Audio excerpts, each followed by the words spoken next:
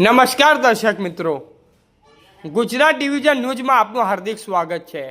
સમાચાર છે સુપ્રસિદ્ધ યાત્રાધામ પાવાગઢ ખાતે ચાલી રહેલી ચૈત્રી નવરાત્રી દરમિયાન આઠમના પાવન અવસર પર ભવ્ય ધાર્મિક કાર્યક્રમનું આયોજન કરવામાં આવ્યું હતું।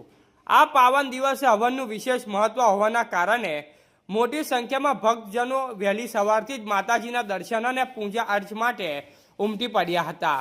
આઠમના દિવસે યોજાયેલ હવન કાર્યક્રમનો પ્રારંભ વડોદરાના મહાનગરપાલિકાના મ્યુનિસિપલ કમિશનર મહેશ બાપુના હસ્તે વિધિવત રીતે કરવામાં આવ્યું હતું।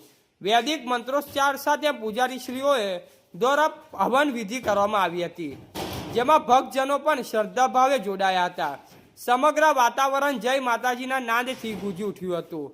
આ પ્રસંગે મંદિર ટ્રસ્ટના ટ્રસ્ટી સુરેન્દ્રભાઈ પટેલ, અશોકભાઈ પંડ્યા, વિનોદભાઈ વારિયા, ડૉક્ટર વિજયભાઈ પટેલ, પરેશભાઈ પટેલ, મેનેજર વિક્રમભાઈ, હાલોલ પ્રાંત અધિકારી, ઇન્ચાર્જ એસટીએમ તેમજ હાલોલ મામલતદાર, પોલીસ સ્ટાફ ભાઈ, ભક્તો અને મોટી સંખ્યામાં સ્થાનિક ગ્રામજનો ઉપસ્થિત રહ્યા હતા। સૌએ મળીને આ પાવન વિધિને સફળ બનાવી હતી। ચૈત્રી નવરાત્રી આઠમના દિવસે પાવાગઢ ખાતે ભક્તોની ભીડ ખાસ કરીને વધુ જોવા મળી હતી। રિપોર્ટર ભાવેશભાઈ નાથબાવા, પંચમહાલ।